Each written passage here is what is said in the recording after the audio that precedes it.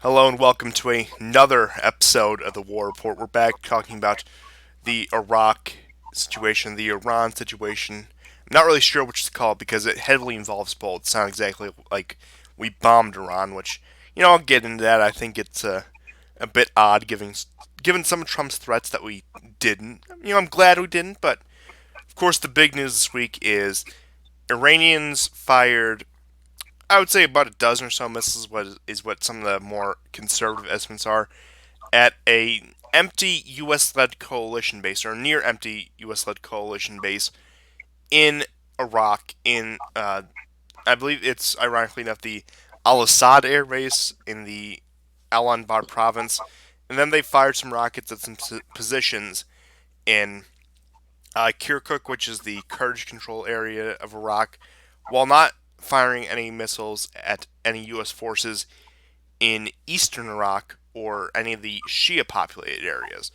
Now, the claims from the U.S. government is that Iran informed the Iraqi government, who in turn informed the U.S. government, so the U.S. government was able to make preparations so it would be more of a symbolic attack on Iran's part. People are saying this is Iran's version of the Syria strike, which you could make that comparison. I personally wouldn't, but it is a simplification. But yeah, now what happened after this was Iran said, "Oh, Soleimani has been avenged."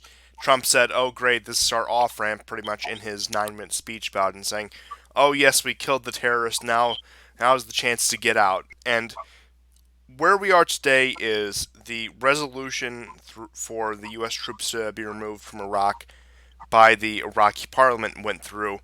And then I don't have the letter on me, but the U.S. pretty much said we need to stay there to ensure democracy. Of course, democracy when it favors the goal of the liberal empire, as it were.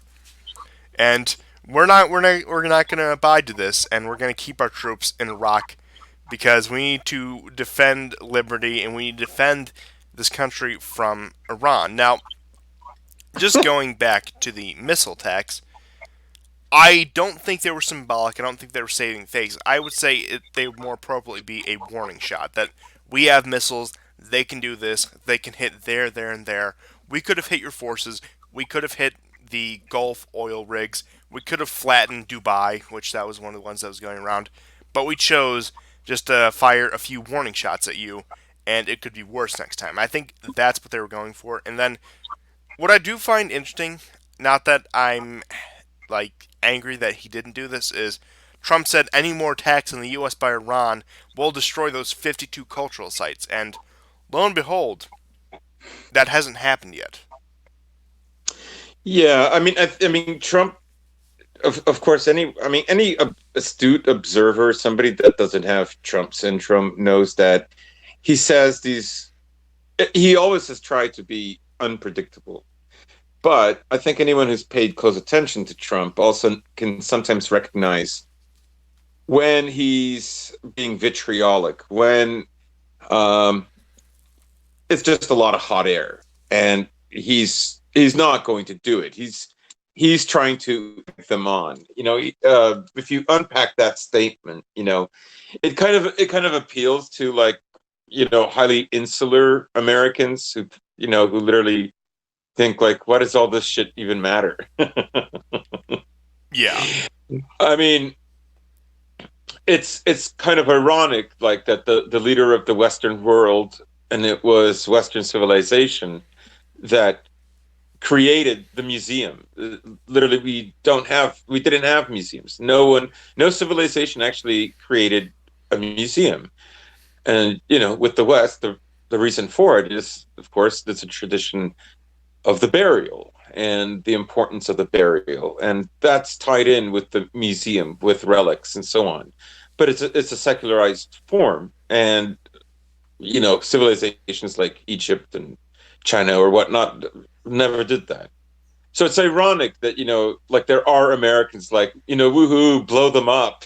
Like, how come I still see those 52 historical sites, but I don't see a wall? Um, you know, but he's literally doing that, and he's appealing to like his base. That America is so forward, it literally can destroy historical sites because ultimately they don't matter.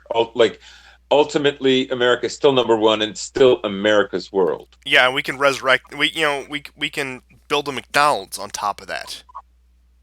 Right, right. So, but ultimately, they don't care. So, but again, and I think it's also he also said it basically to you know engender the ire the of the Iranians, right? It was posturing. I honestly don't believe he would ever do that. Yeah, it was I think also it him was saying also. it. Go ahead. I think him saying it is absolute trash. And as I said before, even McCain would never say something like that. Um, but yeah, I mean that's there to spike up support for him. Yeah, it's not like North Korea has many historical cultural sites, as it were. But he didn't even go that far with North Korea, which is objectively more of a threat to the United States than Iran is. Not that I think either are that big of a threat, but still. Now, I do think one thing we're overlooking in all of this is the reason why Trump possibly realized he couldn't take on Iran, because we all know that if you want to take on Persia, if you want to conquer the Persians, what you need to be. Mm. You need to be a Macedonian. Yikes! I probably could have shoehorned that joke It in a little bit better, but I that had to for that's right. I don't know what NATO is doing. Like if they just incorporated us into NATO, we'd overrun Persia. Like it would be over. yeah, but like I said, I probably could have executed that one better. But I knew if I didn't get it in now, I wasn't going to get it in now. Among all of this chaos, the U.S. actually evacuated, according to the Syrian Arab News Agency, one of its bases in northern Syria, which I believe that's the Al Hasaka base, and that's near the area of operation with Turkey. That's near the border of Syria, Turkey, and Iraq, sort of where they all intersected, like a. It's near that area in the Mhm. border, and of course in the Kurdish regions. Now, this isn't to say we've withdrawn from Syria. We just moved those troops somewhere else in Syria. But Yes. I am wondering what the motivation for that is. Of course, they'll probably find some way to tie that back to the Iran thing. But that's also an area where Turkey has been operating and threatening to go further with their operations and part of this negotiations between Turkey and Russia and the Syrian government. So Hmm. I think they're probably repositioning for something else. I mean, that's obvious at this point. And as we were saying off air, one of the big things we think that actually brought the skirmish to a halt is Iran said that if you go after us again, it's going to be Israel that pays the price. And of course, Right. if Iran wants to attack Israel, that's going to be through Hezbollah, of course. And I speculate, you speculate, and I think many people probably speculate that we realize we can't take on Iran head on. We've realized that for years. We realize we can't take them on in Iraq after this series of skirmishes over the past week and a half. So it's probably going to shift to Lebanon, to Hezbollah, and to fighting pro Iranian groups in Syria to a lesser extent, but I think the main focus here is going to be Lebanon. Right. We'll see what happens. Of course, Lebanon is where something like 246 Marines were killed. I'm not so sure, if that would happen again, primarily because America doesn't have any base of the sort that they used to have in the 80s. So, and Hezbollah is very powerful there. So I don't, however, that doesn't mean that they can't coordinate with Israel in order to attack certain positions. And Israel will want revenge for 2006 as well. But how invested are they at this point? I'm not so sure. Notice how Netanyahu immediately walked everything back and said, we had nothing to do with Soleimani's death. It, on the one hand, it's he doesn't contradict or he doesn't say otherwise to what the U.S. government revealed, which was that they notified Israel without notifying Congress or Britain or any NATO member or whatnot. So, Or even like Saudi Arabia. Like I figured they would have done it at least right, Israel and Saudi Arabia. yeah, yeah. So, you know, I'm they will. How that's going to play out, how far they will go. It could be that they might invest in only taking out other organizers in Hezbollah.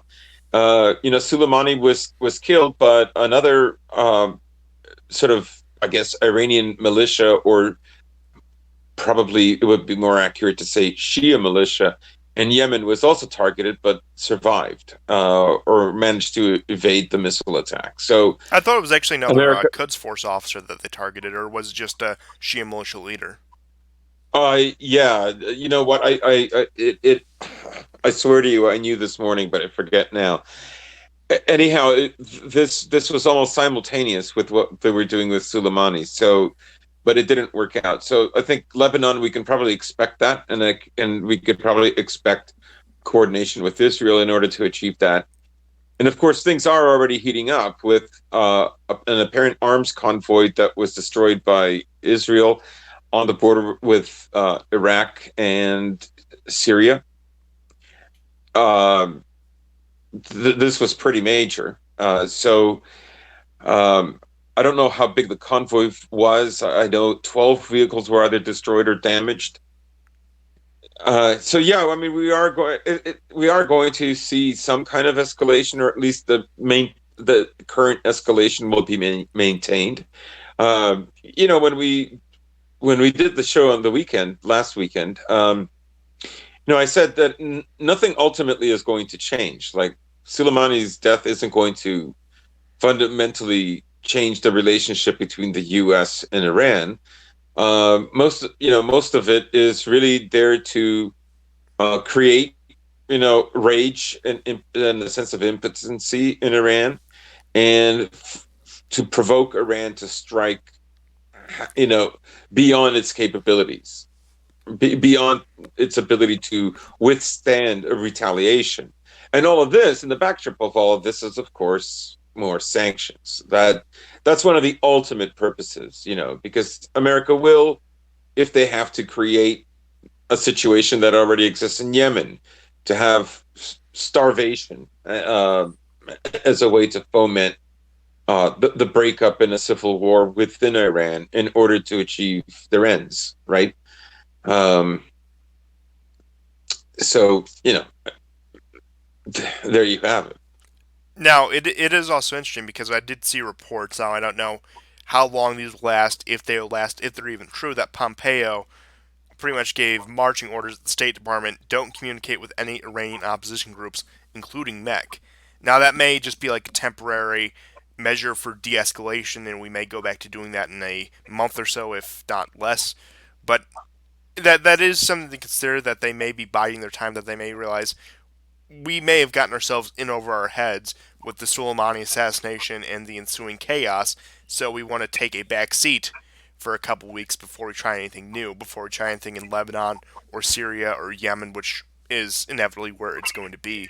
But that's my take on it. But speaking of Syria, Assad has been making advances in Idlib, really taking advantage of the media blackout on Syria because the attention is focused on the Iranians. So we could see some major developments in Idlib that the mainstream media completely overlook because they won't be talking about Assad's horde war crimes because, again, everyone's too focused on what will Iran do next, what will happen next. And another thing I think will happen with Syria is now that tensions have escalated, now that the gloves are sort of off in many senses, we could see Syria hold back less with their air defenses. Every once in a while, they'll let Israeli missiles and Israeli jets, they'll let them hit their targets for the sake of not escalating it further.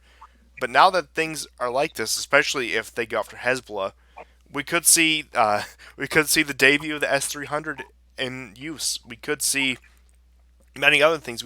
I think Syria is going to start playing a more active role if this really pops off, and we could see another Israeli jet or two downed in all of this. It's possible they have been using the ground to air defense system, and have actually knocked out, like, usually well over 50% of the missiles that Israel rains down on Syria. Um, I would, that's absolutely, that's possible. They had a momentary ceasefire, which was broken in Idlib. The last 2 weeks, they've made incredible gains. There's that one vital highway, I think it's the M5. It's basically on the eastern side of Idlib. I think once they captured that, that's a main artery. Once they push westward far enough and take that highway, I think we're going to see a much faster collapse of Idlib after that. We're still seeing shelling being exchanged between Turkish-backed forces and the Syrian army. There have been casualties on both sides. Also, the Syrian forces have actually lost a few towns, and in injuries and deaths have been higher than normal in the last week or two. So, but despite all Yeah, that, that comes with an increased aggression. That comes with actually making the push rather than chipping away at it, as it were. right? Also, because this is the last stronghold, and that's it. I think the jihadists in Idlib know that if it falls, it's over. There is nowhere else to go, Well, except not Turkey, of course. yeah. Not only that, but Turkey knows it's a bargaining chip and would probably be willing to hammer out a real diplomatic solution on northern Syria once Idlib falls, because that's their last military investment in Syria. Yeah, that's an excellent point.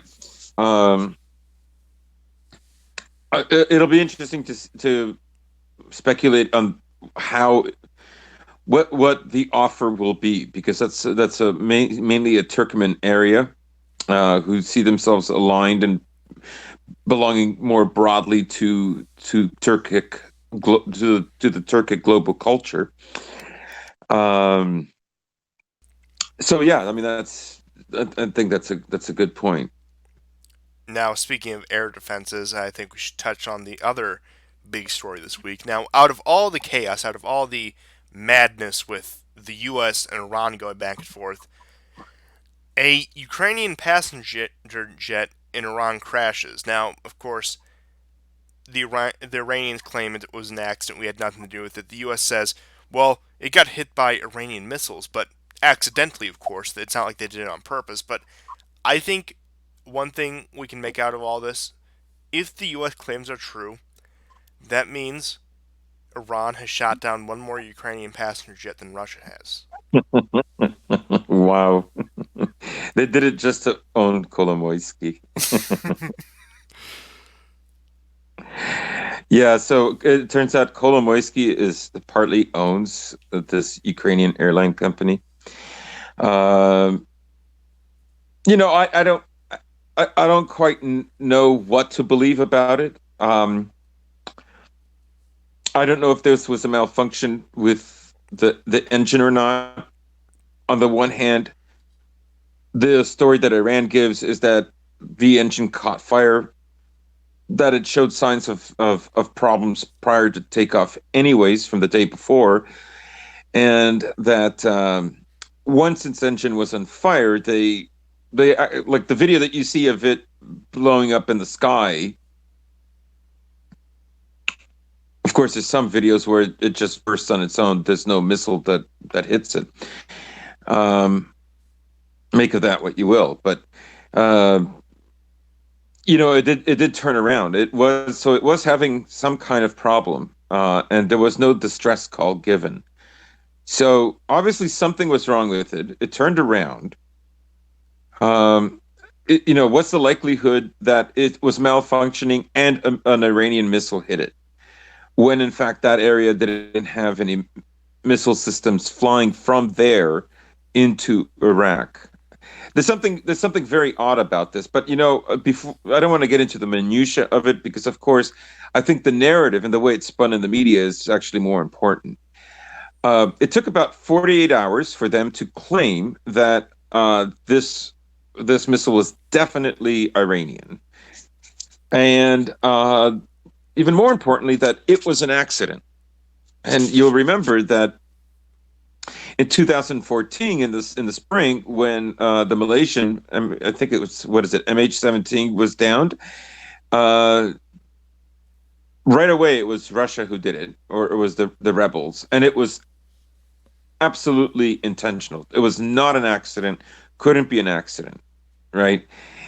And I think that kind of uh, highlights where the urgency of the American, empire is headed. It's really towards Russia. Um, Without Russia, I believe China would capitulate. I mean, what reason would Uh, they have not to? I mean, fundamentally, say what you will about China, but they're in it for the money, and the way they see global direction going, there's more money to be made allying with Russia with the East rather than the West. They've milked all they can out of that. right. I mean, in the sense that Russia, I think, offers to China a kind of military security. You could even argue that to some extent it is carrying the water for China with regards to securing energy routes. China doesn't have a lot of its own energy. It absolutely depends on a constant supply of energy in a very large supply that has to be reliable and constant. And Russia itself isn't enough. So um, in this sense, you could say that Russia is carrying the water partly.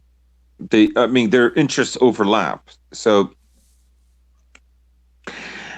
but I mean, if Russia were to fall, then China would absolutely. Uh,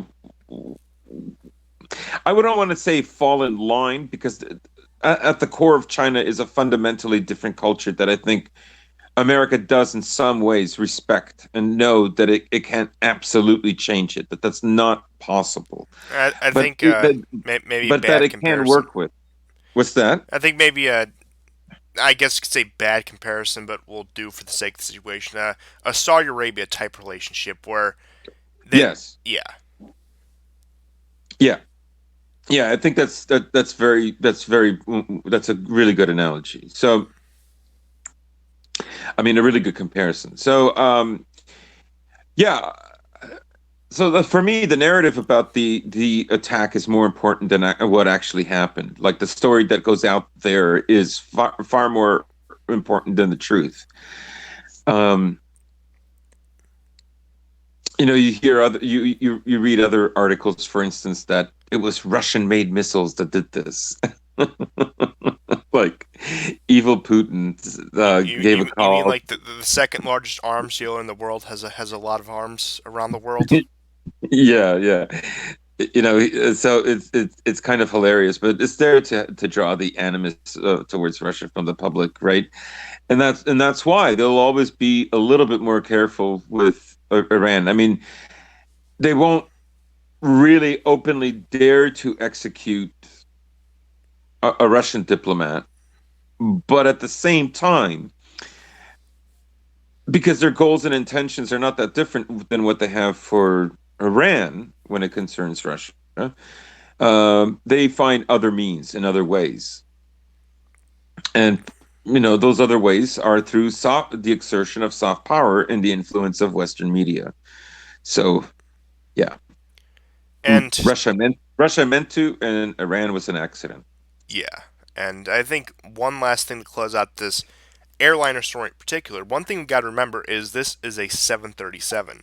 If you've just been paying Mhm. attention to the news headlines for the past year and a half or so, constant problems. Now that usually has to do with the people operating them, but the 737, it's not like it's the most reliable aircraft. It's not like this thing would have just stayed together if it weren't for the dastardly Iranian conflict. No, this is a I mean, that's one of the first things I thought when I heard this. A Boeing 737 crashed. A Boeing Hmm, hmm. 737 caught on fire. Of course it did. What else would it be? What is this, like 747? Is this like a reliable aircraft, or is this something that you would feel like you're taking a risk getting on? But again, that's getting too much onto the topic of aviation, which I admittedly have a limited knowledge of. But I just know that the 737 is not a good track record as of late. Hmm, hmm. Yeah. So, yeah, this is what I mean. I don't know if we're really going to find out what exactly happened. And the 737, yeah, lately, very bad news. Not a good track record. There was even a letter from an employee who said, it was designed by idiots and maintained by monkeys. Like, I'm not going to get into the tweet that I saw. Oh Lord.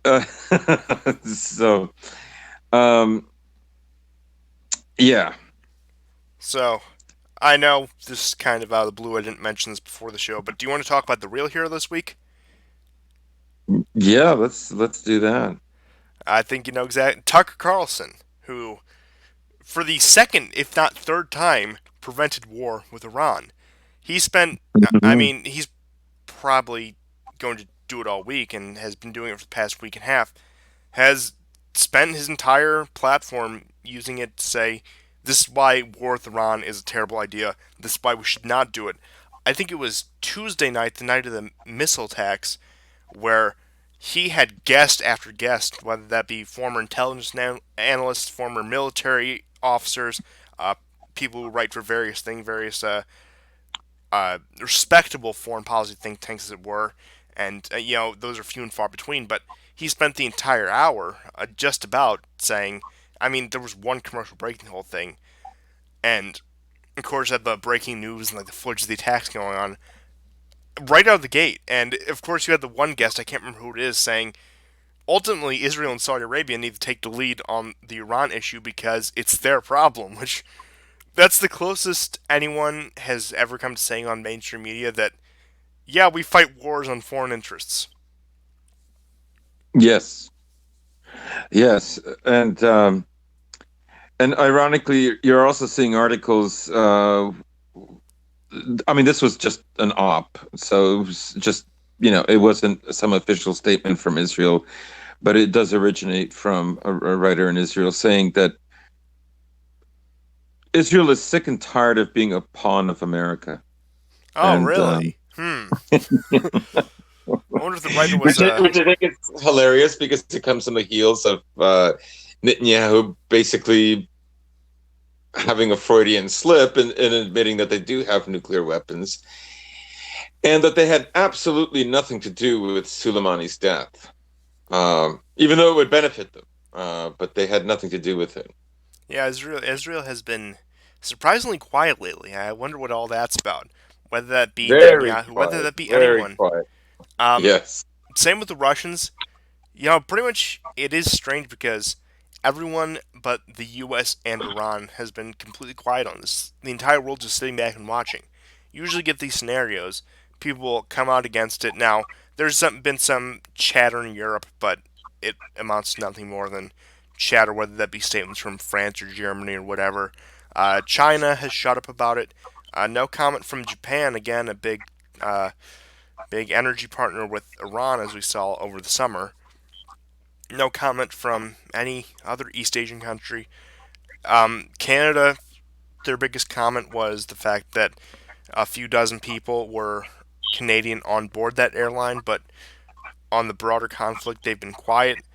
And again, the UK, it is strange how much of a major topic this is. You would expect the entire world to be talking about this. You expect the entire global press to be focused on this, whether that be the worthless talking heads of the UN, whether again that be the European governments, the governments in East Asia. Even other Middle Eastern governments, like we said, Netanyahu's been quiet. I think they made one statement saying, "Oh, good thing they got Soleimani. He was a dangerous guy." The Gulf states have been quiet, but I think that really characterizes this whole standoff. Where, yeah, in the past, like you remember the Syria standoff in 2018, the entire world had their opinions. Russia was saying, "You better not do it. We're gonna move our air defense there. We're gonna move our troops there." Blah blah blah blah blah blah blah. You had Israel bombing Syria itself. You had Saudi Arabia talking about how terrible it was. You had, again, the entire world focused on that. Even during the tanker thing, you had all the major players focused on that. Granted, that involved many more countries with whose tankers were seized and when they were, and etc. And that involved more of the UK, Japan, whatever. But no, the entire world has been dead silent on this. Mm-hmm. Mm-hmm. I don't, nobody wants. I don't think anybody really wants an escalation here. That's what's so peculiar about it. In a way, fourth generational warfare can can go on indefinitely in the background. Um, so we've passed that era of the second Iraq War, where there's an invasionary force. You're trying to win over the people and all that. And that's absolutely the last one. And you'd think after Vietnam they wouldn't have done it, but here we are. Anyhow, so it is a way to, and we were discussing this in the last show about fourth generational warfare, about how um, that it's part of the geopolitical process now. It's how countries fight each other, and it's how the public can, in a way, the public is so pacified, and that also even theoretically will also suit the economy, that it can just go on, and it seems almost indefinitely. All eras do come to an end, but at the moment, there's a feeling like it can just perpetuate like this forever. Yeah, for the Uh, lifetime of most people watching the show, unless there's like any, I don't know, like 17-year-olds, in which case I question what you're doing here. Granted, this is something I would have watched at age 17, but that's beside the point. But it is a bit surreal having Putin, Erdogan, and Rouhani all sitting in the same room in Sochi, talking it up, chatting it up, all friendly with each other, while their proxy forces are killing each other in Idlib. yeah, it's completely bizarre. It is the strangest thing. So, I guess we heard, I think, yesterday they opened up South Stream. There was a photo op with Putin and Erdogan, and meanwhile, they're at opposite ends again in Libya. I'm glad you brought that up because Turkey is increasing its operations in Libya, and of course, they said they were going to move troops there. They were going to build bases there with the GNA, which I think they may find common ground with the United States and Trump if they're throwing their weight behind the GNA, while putting themselves at odd with France and their, I would say, burgeoning partner, Russia, as we were saying. And Hmm. it's another one of those cases where they'll sit down, they'll be friendly, they'll talk about South Stream, they'll talk about any of these various other issues, the S-400 deals, other arms deals, while again their proxy forces are killing each other in Libya and Syria. It is surreal, and I still haven't exactly pinned down what Turkey's goals are in Libya. Now, of course, I know Libya has oil; they're right on the Mediterranean coast, but why now is what I'm wondering, and why the GNA? Right. I think maybe what Erdogan is doing is, I mean, there's several things at play here. One is to raise the prestige and status of Turkey as an important player within and independent of NATO, to be an important leader and negotiator. In a way, Erdogan is doing some of is trying to achieve some of the things that Putin has. Uh, Finding across cross purposes, as it were, ways to gain prestige on the world stage. You know, not long ago, of course, in the summer of 2016, we're 3.5 years out. Erdogan almost wasn't going to be in power anymore, and that failed coup. And I'm personally convinced that failed coup was backed by the U.S. because the U.S. literally did nothing. And the origins of that coup, in the way that it happened, begin at Incirlik, where it's mostly American. And you notice that after that event, and after the shooting down of that Russian jet, um, which I look at that event as a Erdogan maybe trying to appease the Americans, maybe trying to show that Turkey is still on board. It's that I didn't get off, but I'm not your enemy. However, not long after that, by the time 2017 rolled around, Turkey began to work with Russia, and Erdogan has actually been in a better place since then. I also look at it with reference to Libya is Turkey sees a vacuum and it feels it can insert itself, which ultimately means that Europe itself is in trouble. France, of course, cannot insert itself in any open way within Libya. Italy can't do it. Britain definitely won't do it. So there's a vacuum there. Yeah, Now, and why it's supporting the LNC, I mean, we could look at this situation as just like an economic war, meaning it's fourth generational. The leaders of the opposing sides are still on very good terms. So, maybe it isn't that consequential about who wins or who loses.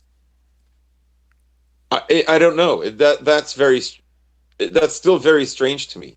It feels unnatural. But yeah, I would say that Erdogan is just he sees a vacuum and he sees a way of playing a prominent role.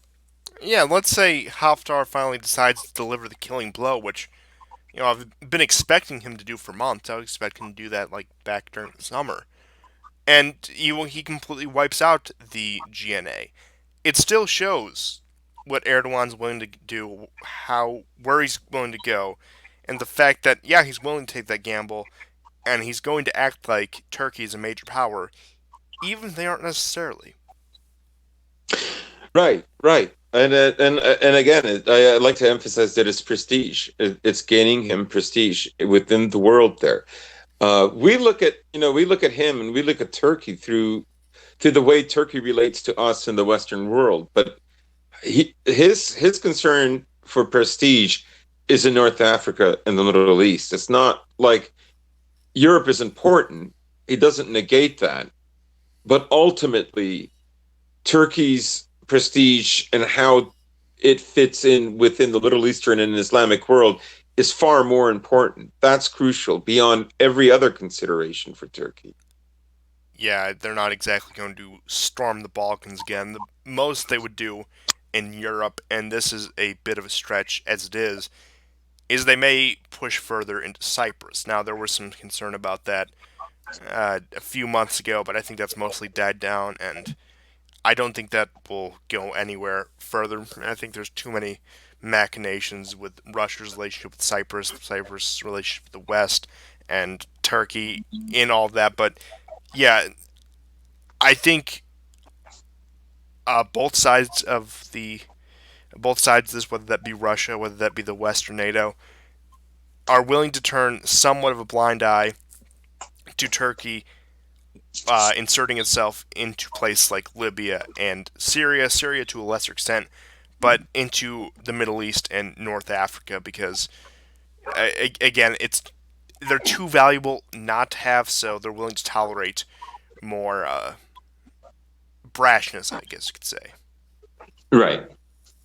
Yeah, ultimately it's about influence. Ultimately, it's still going to be about oil trade. We don't know if in 4 or 5 years there's going to be um, a pipeline originating from Libya into Italy. For all we know, there could be you know research that is already showing that that's a possibility.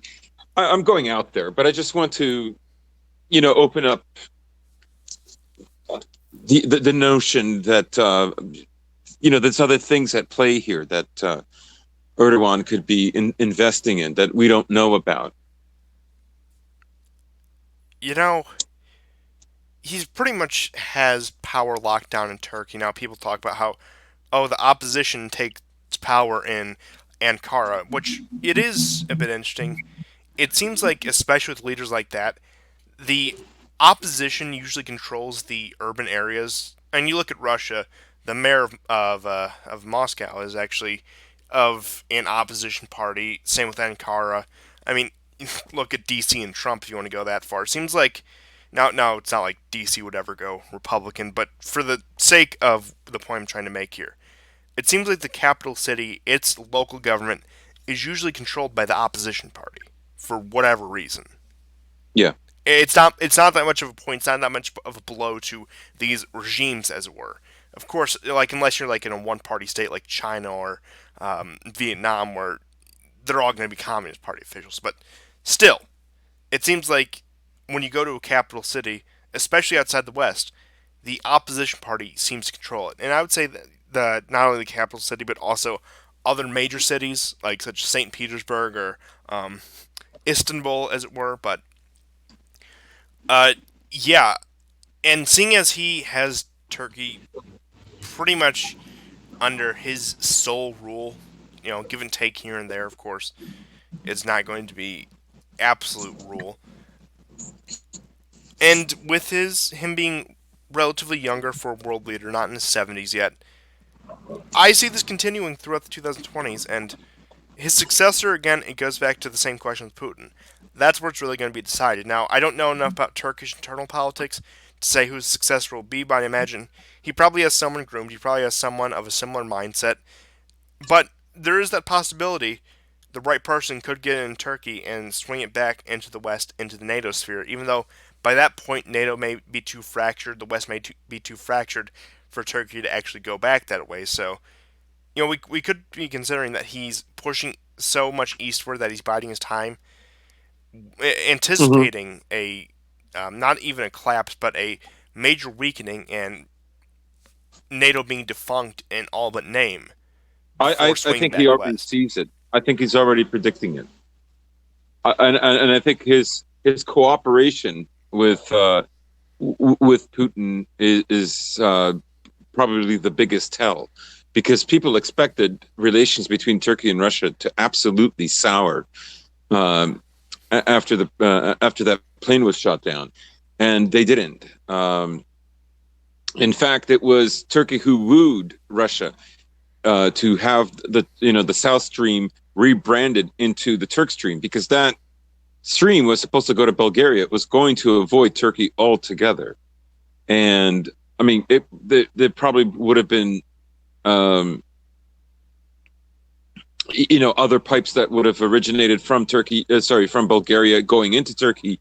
That's a possibility, but it was supposed to go to Bulgaria in 2014. And so that, he saw the opportunity, he took it. So I think and that brought condemnation from the West for him doing that. And but you can see that they've been basically kind of impotent about it. And there's articles here and there, and they're usually sad because he's working with Putin. But had it been anybody else, it would have been tolerated. Um, but there hasn't been any real condemnation, any real action taken against him, except for the coup. But he's survived that. So Yeah, the last thing they tried was Trump put sanctions to release that one American prisoner, but those were lifted right after the prisoner was released with time right, served. And Right. I mean, I think this may be going a bit far because Turkey, despite technically being in the Western sphere by way of NATO and its cooperation with the European Union, is not a Western country. But Yeah. if they successfully pull this off, they successfully pull off again this pipeline and Libya and these deals with Russia. I think that could be the chain reaction that again breaks uh, the NATO EU stronghold over Europe, or more so the NATO stronghold over Europe. Now, I don't think it'll be immediate. I don't think it'll be drastic, but that could encourage a Balkan state that's in NATO or considering NATO maybe go the other direction. That could flip one of these Eastern European countries or these Southern European countries. Now, uh, I don't think it'll flip like the UK is never going to flip. France, I know Macron's foreign policy has been interesting, but I wouldn't ever say they would flip. Uh, but point being is, you could see some of these smaller European countries. It could very well still have a chain reaction. Now, I'm not saying I expect that, but that's definitely in the cards, more so than it was, I would say, even this time a year ago. Yeah, and to that, to complement what you're saying, Macron has been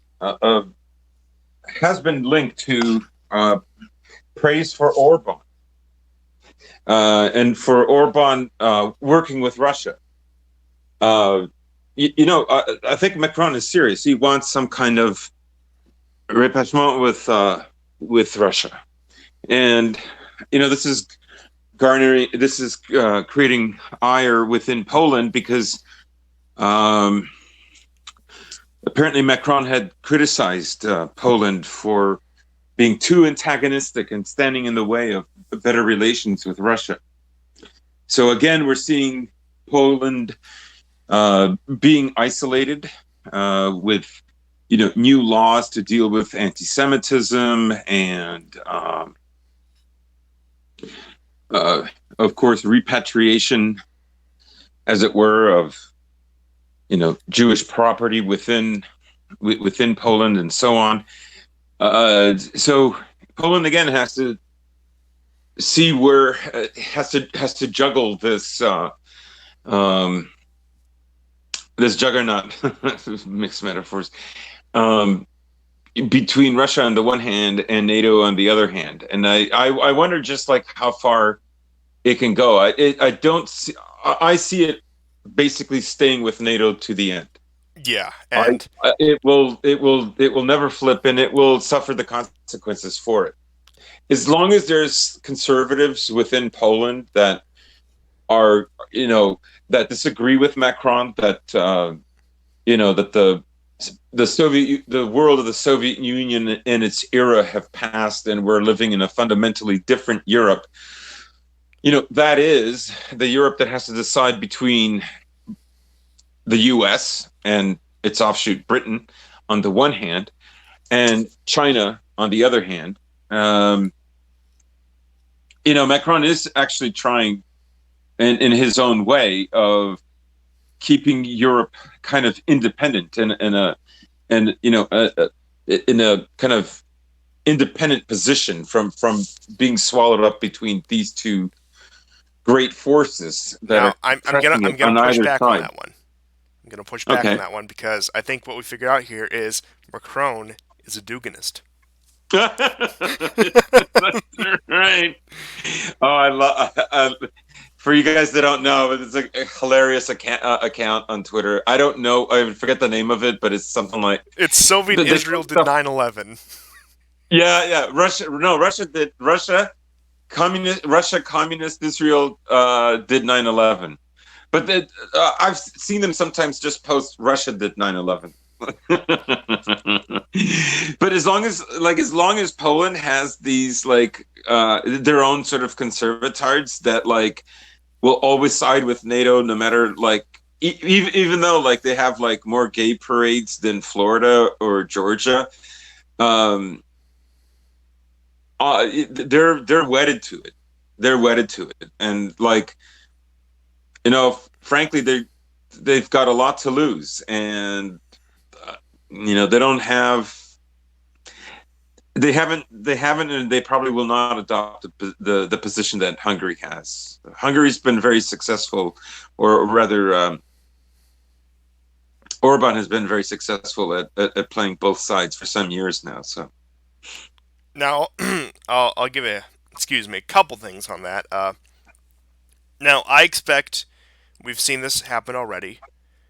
More American troops to move into Poland, and I see actually.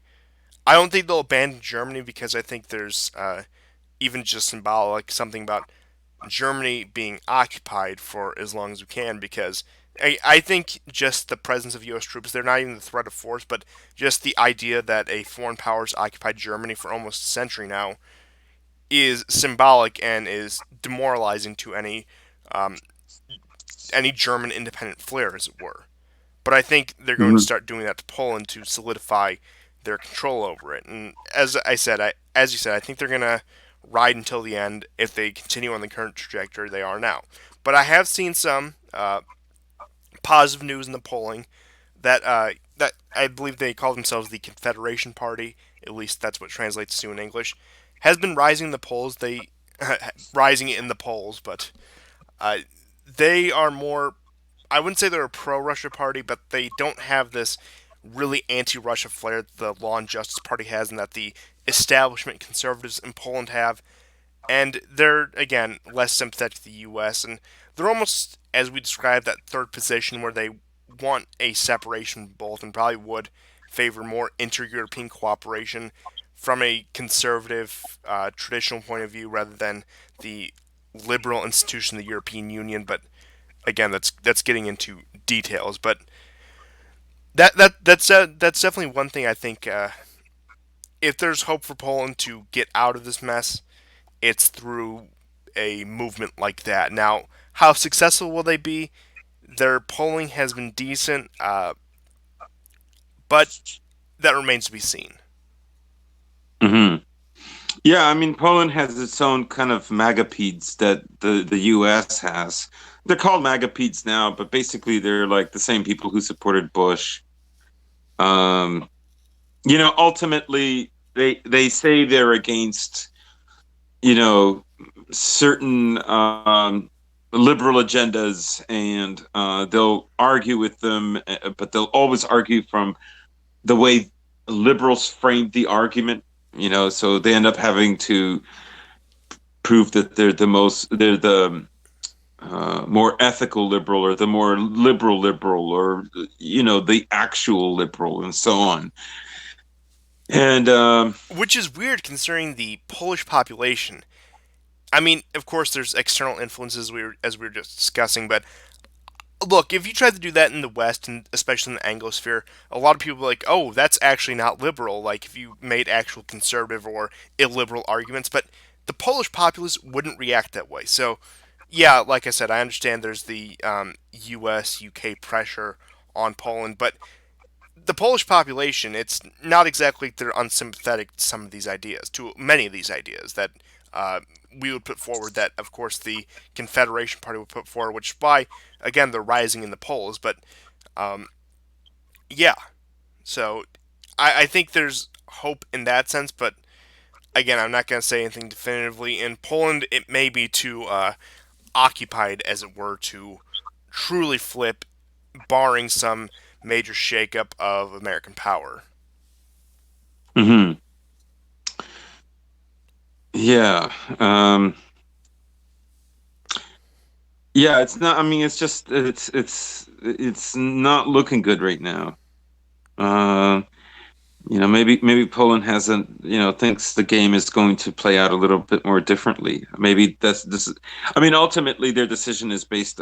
It's also based on a notion that you could say working closely with the West, because yeah, the West may actually.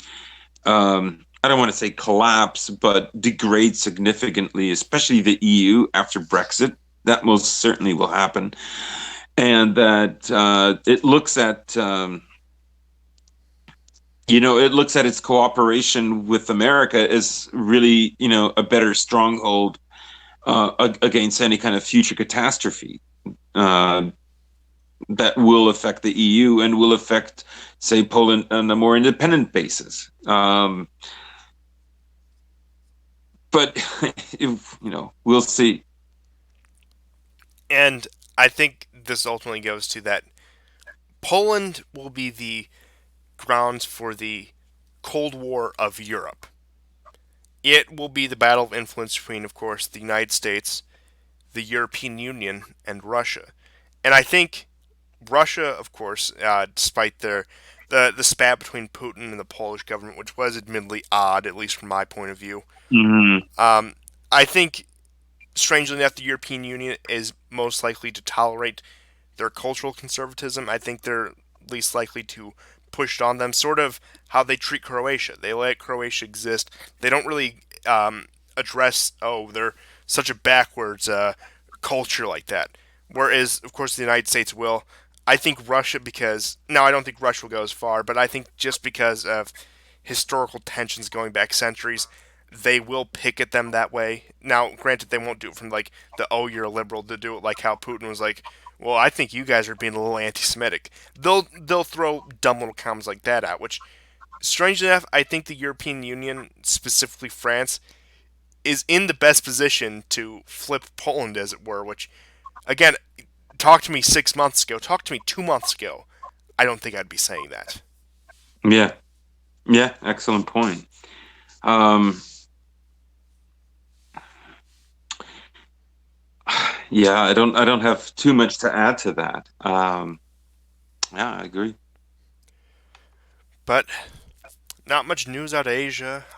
We covered, of course, a lot of the Middle East stuff. It turned into a Europe show for the last quarter there, which I don't have a problem with it. But it seems like a lot of the topics makes way back to Poland. And I think Poland is an underappreciated bellwether of global politics, or at least European politics, as it were, because I think it shows again, as we said, those three forces all Yeah, tugging in their own directions. And yeah. I mean, yeah. Go on, go on. no, that's all I'd say. Yeah, I mean, it is a kind of it's both different and also a kind of a microcosm of what's happening in the U.S.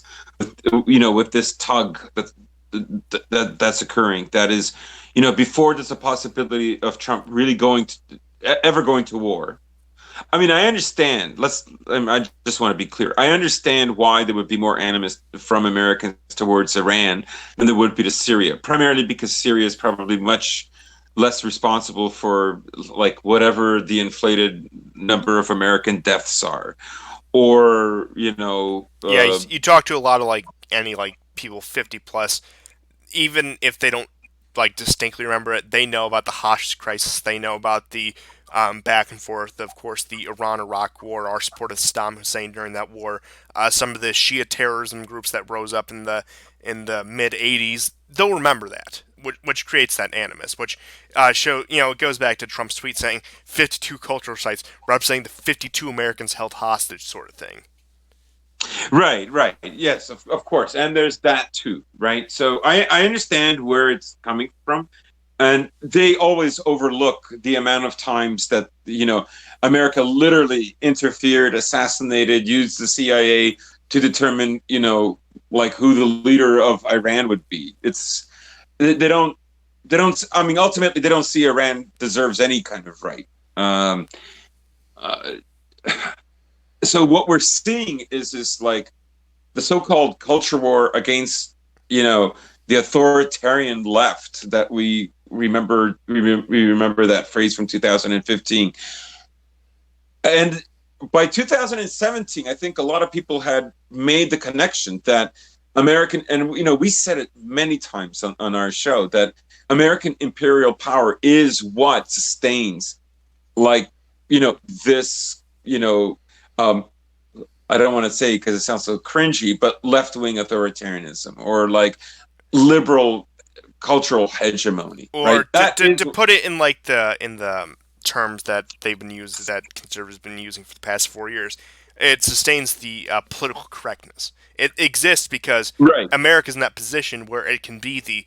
moral arbiter. Whenever a country is this dominant, its dominant ideology comes out. Now, you could make a similar comparison with the Soviet Union, their version of communism, as it were, when they controlled the Eastern Bloc. They could more police their own people as the people in their satellite states. Now, of course, the United States in the same position with left liberalism, as it were, and to a lesser degree right liberalism, and we do that pretty much worldwide now because of the degree of control we have, at least on paper. Yeah. Right. So, and beneath this, they're like, they don't realize, for instance, that they have lost their country. Like, you're an empire, you don't have a country. That's over. Right? You're not going to bring back the republic, but a lot of them really believe they can. And so they're very kind of insulated. Like, they believe the UN is doing this. Like, they don't actually believe the UN is an American project, or that NATO is actually an American project. They literally believe that these are, something external to America. Like, I think that argument would have held more water maybe in the 70s. I would say up until the 90s, but pretty much anything post Bill Clinton now. Yeah, like, you could even argue that just George Bush Sr.'s 1,000 Points of Light speech is already indicating, like, what the real America is. And the real America isn't the real America that people in the Midwest might think it is.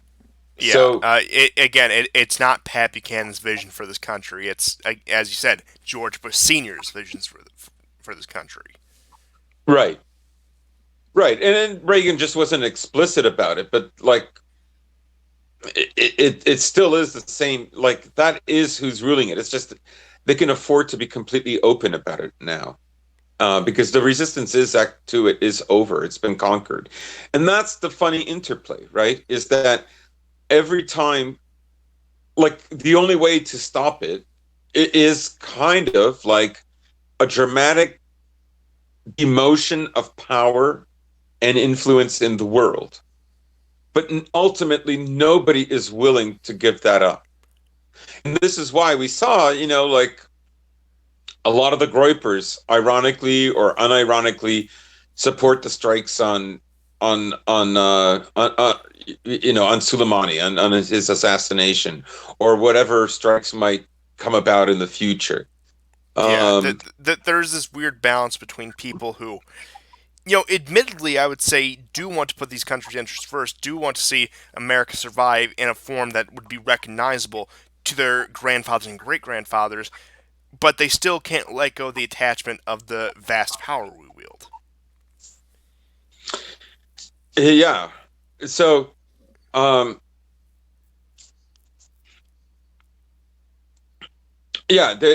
ultimately, the desire for power overwhelms, and they're not really ready to criticize the system and the ideology in a cohesive and broad way, right? It's kind of like it's like when Homer is holding on to that can that's stuck inside the vending machine, and he won't, like, if he had let go, it wouldn't have fallen on him, and, like, none of this would have happened.